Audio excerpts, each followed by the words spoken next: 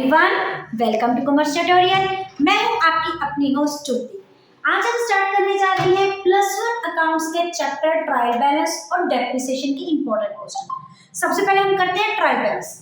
सबसे पहला क्वेश्चन है trial balance is it. Trial balance एक क्या हमारे पास स्टेटमेंट होती है which shows the balances of the accounts shown in the ledger। जितने भी लेजर में अकाउंट्स है उनका बैलेंस शो करता है। डेबिट बैलेंस है वो डेबिट साइड शो कर देते हैं, क्रेडिट बैलेंस है वो कौन सी साइड शो करते हैं, क्रेडिट बैलेंस। इसके अलावा कैश और बैंक कॉलम ऑफ कैश का बैलेंस भी ये क्या करता है, शो करता है। ये एक तरह की हमारी क्या होती है, स्टेटमेंट होती है। और ये बनानी कोई भी कंपल्सरी नहीं होती, ये एक ऑप्शनल होती है। ये तो सिर्फ एक बिजनेसमैन अपने पर्पस के लिए कि हम अपनी फर्म की, अपने बिजनेस की अर्थमेटिक एक्यूरेसी चेक कर सके, उसका हमें किससे पता लगा, ट्रायल बैलेंस से पता लगता है। इसके बाद जो भी फाइनेंशियल स्टेटमेंट बनती है, हमारी बैलेंस शीट बनती है, ये ट्रायल बैलेंस उनको बनाने में हमारी क्या करता है, हेल्प करता है। नेक्स्ट हमारा क्वेश्चन है trial balance is a list of ledger account. वही हमने अभी देखा है कि ट्रायल बैलेंस क्या होता है। ये लेजर अकाउंट शो करता है having debit and credit balance. अगर कोई डेबिट साइड किसी का बैलेंस है तो वो डेबिट साइड शिफ्ट हो जाता है, अगर क्रेडिट साइड है तो वो क्रेडिट साइड शिफ्ट हो जाता है, along with cash and bank balance. इसके अलावा इसके कैश बुक के कैश कॉलम और बैंक कॉलम भी इसमें क्या करते हैं, शो करते हैं। तो ये हमारी स्टेटमेंट क्या हो जाती है, ट्रू। नेक्स्ट है trial balance is prepared on particular date. ये एक पर्टिकुलर डेट पे बनाया जाता है, ना ही ये कोई पर्टिकुलर टाइम पीरियड के लिए बनाया जाता है। रीजन ये कि बनाना कंपल्सरी नहीं होता, ये हम अभी भी कर चुके हैं। ये क्या होता है, एक ऑप्शनल होता है और जस्ट हमारे पास क्या होती है, स्टेटमेंट होती है। नेक्स्ट हमारा है ट्रायल बैलेंस शोज। ये क्या शो करता है, अभी हमने देखा है ये क्रेडिट बैलेंस और कौन से बैलेंस शो करता है, डेबिट बैलेंस शो करता है। और इनमें तीनों टाइप्स के, ऑल टाइप से अकाउंट्स के बैलेंस शो किए जाते हैं। ऑल टाइप्स ऑफ अकाउंट्स हमारे पास क्या हो गया, personal account, nominal account as well as the real account. ये हमें, क्योंकि नॉमिनल अकाउंट की लेजर अकाउंट में बैलेंसिंग तो होते नहीं है, लेकिन फिर भी उनके बैलेंस हम इसमें क्या करते हैं, शो करते हैं। क्योंकि एक्सपेंसेस का हमेशा कौन सा होता है, डेबिट बैलेंस, तो उनको हम कौन सा शो कर देते हैं, डेबिट साइड शो कर देते हैं। नेक्स्ट बस यही थे कुछ 2-3 क्वेश्चन जो कि ट्रायल बैलेंस के साथ रिलेटेड थे। नेक्स्ट हमारा चैप्टर है डेप्रिसिएशन। हमारे डेप्रिसिएशन के हमें पता है 2 मेथड होते हैं, एक तो स्ट्रेट लाइन मेथड होता है, एक रिटन डाउन वैल्यू मेथड होता है जिसको हम DVM that is diminishing value method भी बोलते हैं। DVM that is diminishing value method. Diminishing के वर्ड से डिक्लेयर होता है कि डिमिनिशिंग का मतलब होता है डिक्रीज होना, कम होना।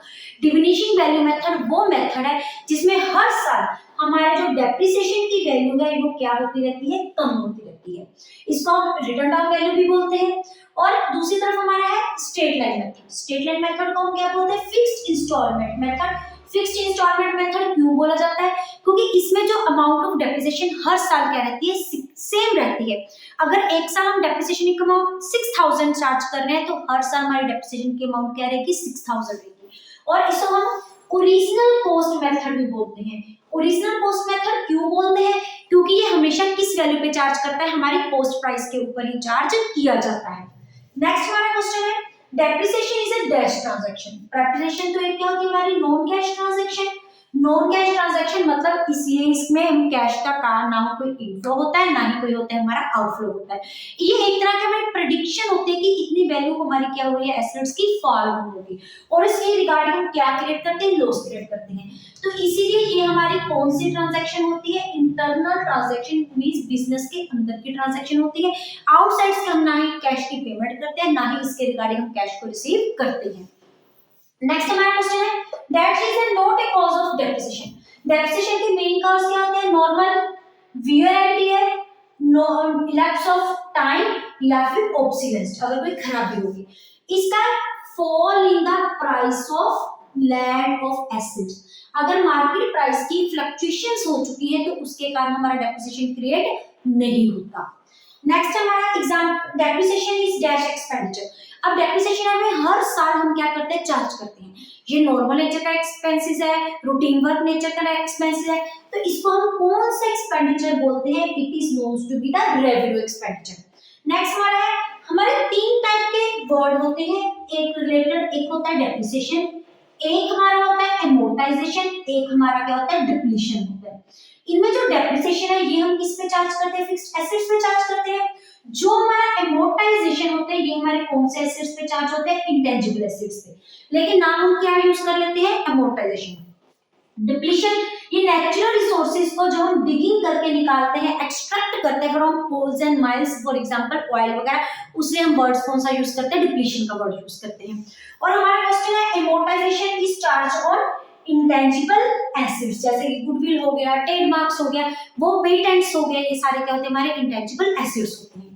नेक्स्ट है land is a depreciation assets, false.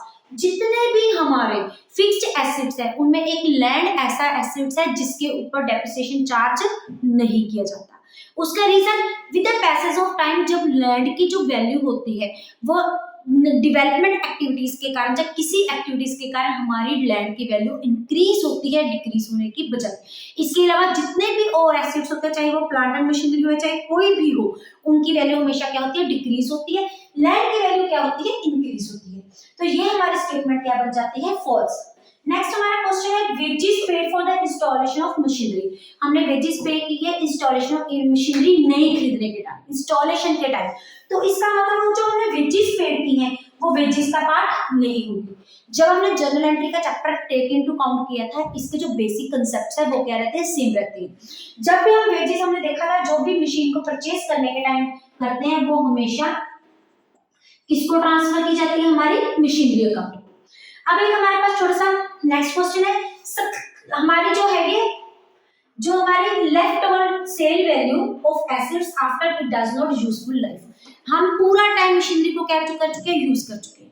Use करने के बाद हमारी मशीनरी क्या होगी, खराब हो चुकी है और उसकी कोई भी यूजफुल लाइफ नहीं हुई।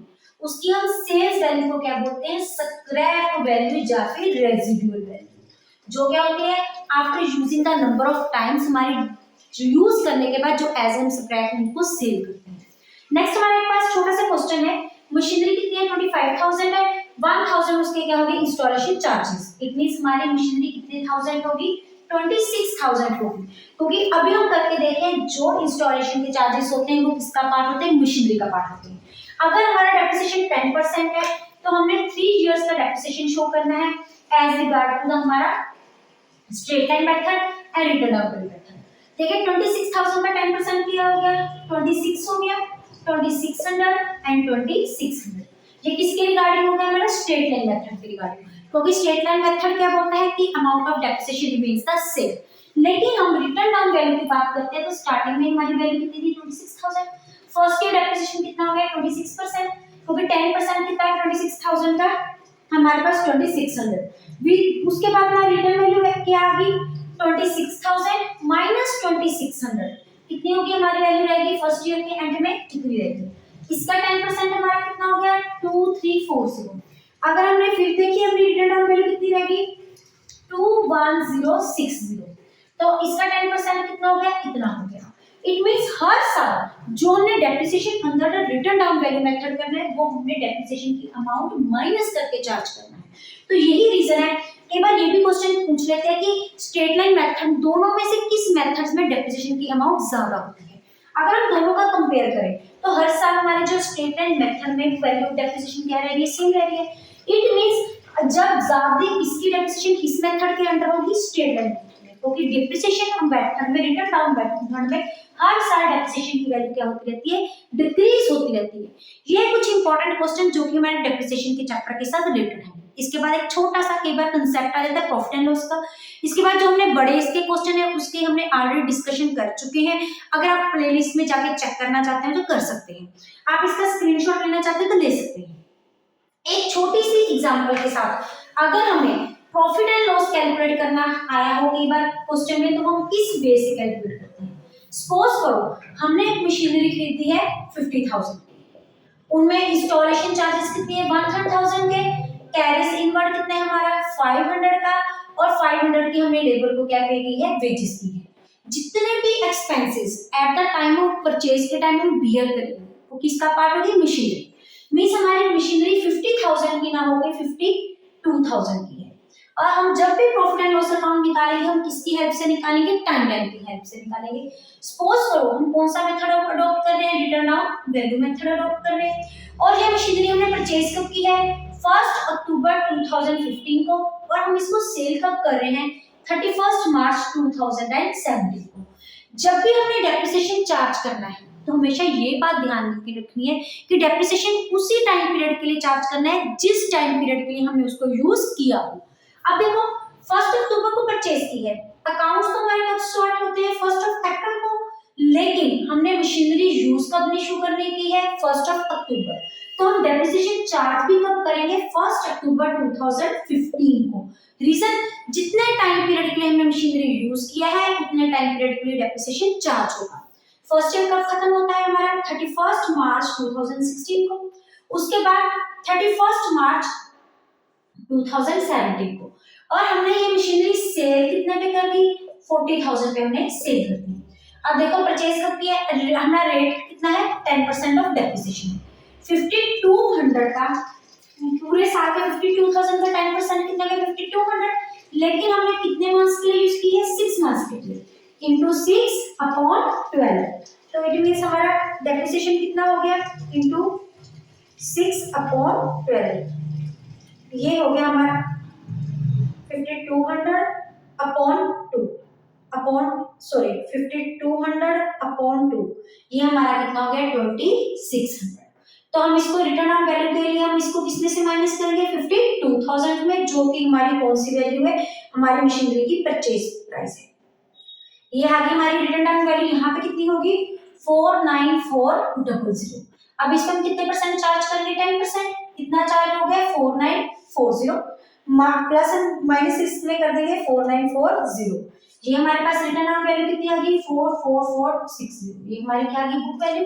लेकिन हम इसको सोल्व कितने में कर रहे हैं 40,000 में, इसकी क्या हमारी सेलिंग प्राइस है, तो नेट अमाउंट हमारा सेलिंग प्राइस कम है, तो सेल करने के बाद हमारा क्या आ गया लॉस, कितने का आ गया 4460 का हमारा क्या आ गया लॉस। पहले हम बुक वैल्यू निकालेंगे जब तक हमने machinery till the point sale की है, उसका वैल्यू सेम फार्मूला, हमारी प्राइस माइनस डेप्रिसिएशन करके वो आ गई, फिर में से सेलिंग प्राइस माइनस करके हमारे पास प्रॉफिट या लॉस आ जाएगा। अगर सेलिंग प्राइस ज्यादा होगी तो there will be the condition of profit, अगर सेलिंग प्राइस कम है there will be the condition of loss. ये तो हमने रिटर्न ऑन वैल्यू से किया था। अब सेम क्वेश्चन हम स्ट्रेट लाइन मेथड से भी कर सकते हैं। ये देखिए टाइमलाइन सेम है 1 अक्टूबर 2015, ये बंद कब होता है 31 मार्च 2016, 31 मार्च 2017, हाफ ईयर का डेप्रिसिएशन सेम रहेगा 2600, return down value first year हमारे पास क्या आ जाएगी सेम आएगी, चेंज क्या आएगा यहाँ पे, इसमें जो हमने डेप्रिसिएशन चार्ज किया था वो किस पे किया था रिटर्न डाउन वैल्यू पे, लेकिन यहाँ पे हम जो डेप्रिसिएशन चार्ज करेंगे वो हमारे किस पे आएगा ओरिजिनल कॉस्ट पे। यही रीजन है कि अमाउंट ऑफ डेप्रिसिएशन हर साल क्या रहता है सेम रहता है। तो हमारा डेप्रिसिएशन की अमाउंट कितनी हो जाएगी 5200, 2600 इसलिए थी वो किस मंथ्स की थी 6 मंथ्स की, लेकिन यहाँ पे हम फुल ईयर का डेप्रिसिएशन चार्ज कर रहे हैं 52,000 का 10% हमारे पास कितना आ गया 5200, तो हमारे पास वापस रिटर्न ऑन वैल्यू सेम वैसे कितनी रह गई है इट इज 44200, लेकिन हमारी सेलिंग प्राइस कितनी है 40,000, तो हमारे पास loss on the sale of machinery कितनी आ गई 4200। बस यही है छोटा सा कंसेप्ट जो कि हमारे डेप्रिसिएशन के चैप्टर के साथ रिलेटेड है। तो आप अगर इसका स्क्रीनशॉट लेना चाहते हैं तो ले सकते हैं। वीडियो अच्छी लगे इसको लाइक करें, ज़्यादा से ज़्यादा शेयर करें ताकि मैक्सिमम स्टूडेंट्स के पास इसका बेनिफिट पहुंच सके। चैनल को सब्सक्राइब करना ना भूलें। Thank you, have a nice